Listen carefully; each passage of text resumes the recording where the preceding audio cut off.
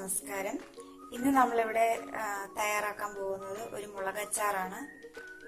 അപ്പം അതെങ്ങനെയാണ് തയ്യാറാക്കുന്നതെന്ന് നോക്കാം. അതിനായിട്ട് ആദ്യം നമ്മൾ ഈ മുളക് ഒന്ന് കട്ട് ചെയ്തെടുക്കണം. കട്ട് ചെയ്ത് ഇതിലേക്ക് കുറച്ച് ഉപ്പും മഞ്ഞൾപ്പൊടിയും പുരട്ടി വെക്കണം. നമ്മൾ മുളകച്ചാർ ഉണ്ടാക്കുന്ന സമയത്ത് തിരഞ്ഞെടുക്കേണ്ടുന്ന മുളക് എരിവ് കുറഞ്ഞതായിരിക്കണം. പിന്നെ അഥവാ അല്പം ഒരു മീഡിയം എരിവൊക്കെ ഉള്ള മുളകാണ് നമ്മൾ എടുക്കുന്നതെങ്കിൽ നമ്മൾ എടുത്തിട്ടുള്ള ശർക്കര 2 ടേബിൾ സ്പൂൺ എന്നുള്ളത് 3, അതുപോലെ പുളി ജ്യൂസ് എടുത്തിട്ടുള്ളത് അതും 1.5 ടേബിൾ സ്പൂൺ. അങ്ങനെ അതല്ലെങ്കിൽ നമുക്ക് ടേസ്റ്റ് ചെയ്ത് നോക്കുമ്പോൾ അറിയാലോ എന്താ അല്പം കൂടി വേണ്ടുന്നതെന്ന്, അത് ആഡ് ചെയ്ത് കൊടുക്കുക. എപ്പോഴും എരിവ് കുറഞ്ഞ മുളക് എടുക്കുന്നതാണ് നല്ലത്. അതുപോലെ തന്നെ ചില്ലി ഫ്ലേക്സ് ഇല്ലാന്നുണ്ടെങ്കിൽ ഒരു പിഞ്ച് മുളക് പൊടി, അത് വേണ്ടാന്നുണ്ടെങ്കിൽ സ്കിപ്പ് ചെയ്യാം, നിർബന്ധമില്ല. അപ്പൊ നമുക്ക് ഈ മുളകച്ചാറ് തയ്യാറാക്കാനുള്ള ഇൻഗ്രീഡിയൻസ് എന്തൊക്കെയാണെന്ന് നോക്കാം. മുളക് ഞാനിവിടെ ഒരു 5 മുളകാണ് എടുത്തിട്ടുള്ളത്. 2 ടേബിൾ സ്പൂൺ ശർക്കര, 1 ടേബിൾ സ്പൂൺ പുളി ജ്യൂസ്, ഒരു 5-6 അല്ലി വെളുത്തുള്ളിയൊക്കെ ഇഷ്ടത്തിനനുസരിച്ച് ചേർക്കാം. പിന്നെ വേണ്ടുന്നത് ഒരു 2 table spoon white vinegar, 2 table spoon water, 1 table spoon oil, 1/8 teaspoon കായപ്പൊടി, 1/4 ടീസ്പൂൺ ഉലുവ വറുത്ത് പൊടിച്ചത്, 1/2 ടീസ്പൂൺ മഞ്ഞൾപ്പൊടി, 1 ടീസ്പൂൺ സോൾട്ട്, 1/2 ടേബിൾ സ്പൂൺ തോട് കളഞ്ഞ കടുക്, നമുക്ക് മാർക്കറ്റിൽ വാങ്ങാനായിട്ട് കിട്ടും. പിന്നെ ഒരു ചെറിയ പീസ് ലെമൺ, ഇത്രയാണ് എടുത്തിട്ടുള്ളത്.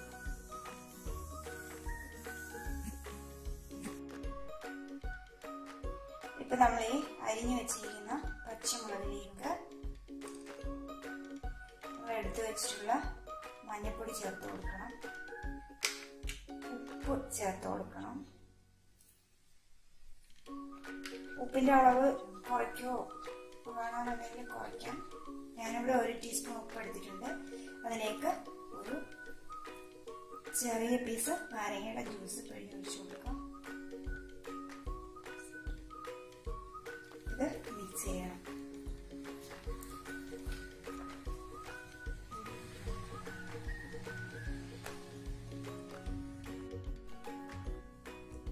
ഇപ്പോൾ നമ്മളിവിടെ മുളക്, മഞ്ഞൾപ്പൊടി, ഉപ്പും നാരങ്ങ നീരും ചേർത്തൊന്ന് മിക്സ് ചെയ്ത് വെച്ചിട്ടുണ്ട്.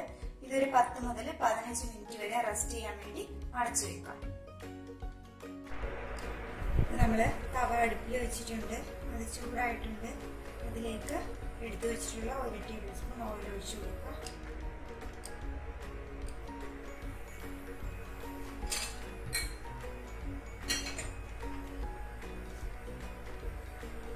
നന്നായിട്ട് ചൂടായോ എന്ന് അറിയാൻ വേണ്ടി ആദ്യം 1-2 കടുക് ഇട്ട് കൊടുക്കുക. അതിലേക്ക്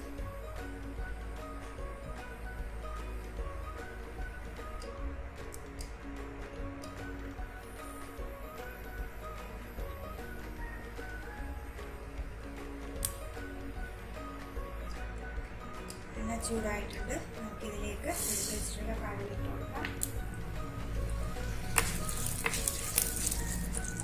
ഇനി നമ്മൾ എടുത്ത് വെച്ചിട്ടുള്ള ഗാർലിക് ഇട്ട് കൊടുക്കണം.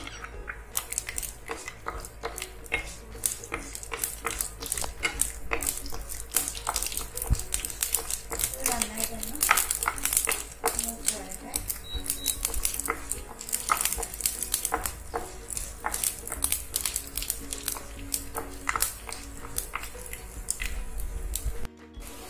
ഇനി നമ്മൾ ഇതിലേക്ക് എടുത്ത് വെച്ചിട്ടുള്ള പച്ചമുളക് ഇട്ട് കൊടുക്കണം.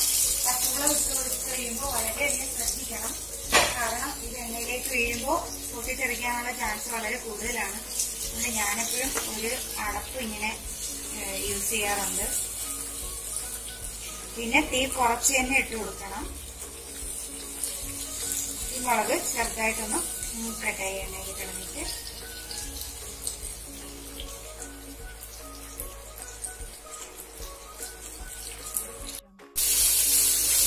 നമ്മൾ നല്ലത് ചെറുതായിട്ട് മിക്സ് ചെയ്ത് കൊടുക്കണം.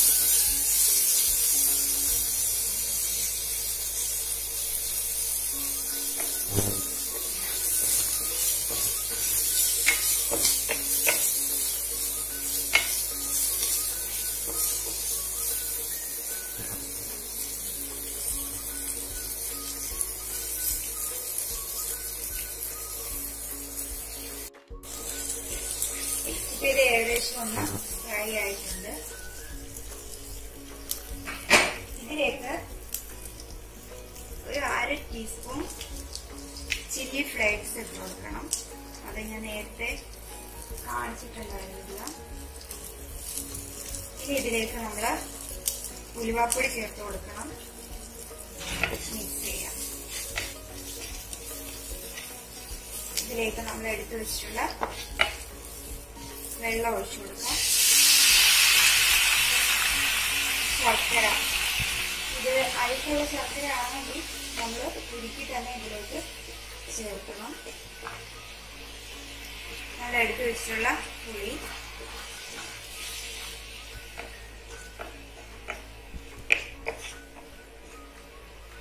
നന്നായിട്ടൊന്ന് ഇളക്കണം. ഇനി നമുക്കിതൊരു അടപ്പ് വെച്ചൊന്ന് അടച്ചു വെച്ചു കൊടുക്കാം.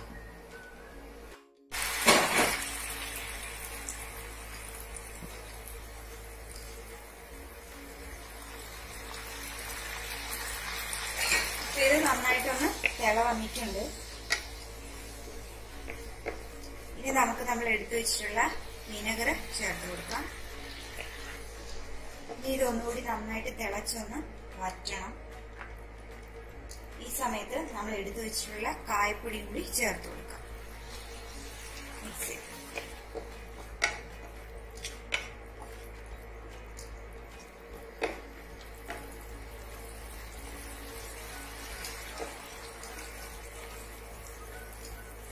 ഇത് നന്നായിട്ടൊന്ന് തിളച്ച് വറ്റണം. ഒരു 3-4 മിനിറ്റ് തിളക്കട്ടെ. ലോ ഫ്ലെയിമിലിട്ടാണ് ഞാൻ തിളപ്പിക്കുന്നത്. അടച്ചു വെച്ച് കൊടുക്കാം. ഇപ്പൊ ഇത് നന്നായിട്ട് തിളച്ച് ഒരു തിക്ക് ഫോമിലോട്ട് വന്നിട്ടുണ്ട്. ഇതാണ് ഇതിന്റെ പരുവം. അടച്ച് ബാധിച്ചു വരും. ഇങ്ങനെ ആക്കുമ്പോൾ ഒരു ആക്കുമ്പോൾ ഇതാണ് ഇതിന്റെ കൺസിസ്റ്റൻസി. നമുക്ക് ഫ്ലെയിം ഓഫ് ചെയ്യാം.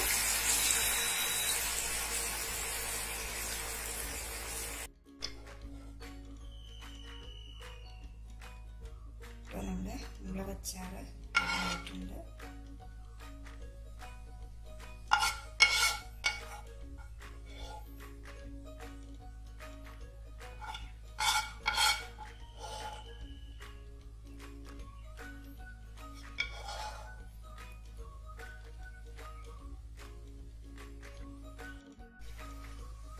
ഇപ്പൊ നമ്മുടെ വളരെ ടേസ്റ്റി ആയിട്ടുള്ള മുളകച്ചാറ് തയ്യാറായിട്ടുണ്ട്. എല്ലാവരും ഇതൊന്ന് ട്രൈ ചെയ്ത് നോക്കൂ. Thank you. Subscribe, press the bell icon to get notified.